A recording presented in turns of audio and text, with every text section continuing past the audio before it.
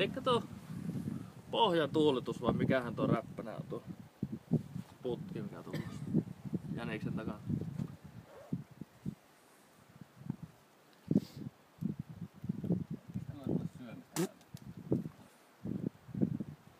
Otetaan meillä porkkanaa sitä. Käy katoonko. Eipä jaksa. Koko ajan tuo Jotta näkyy syövän. No niin, minä koko se puputtaa Jotta, mutta minä en tiedä oikein sillä suussa minun mielestä mitään. Se mä rehti. Ne saattaa tehdä tollaista. Kohta se on muuten Antin naamassa kiinni, jos sen näkyy takajalolle noossa. Mikä se känniin meni? Selälle, kato. Känninen pupu. Hei, tolla on jotain vikaa. Tuolla on joku vesikaaho muuten oikeesti tuolla elukalla. Ei, kun se on meni huolella. No ottiko se mukaan jotain? Onko se päissä? Tähän lipiitti takalia. Oi ei. Huono maksaan kaveri.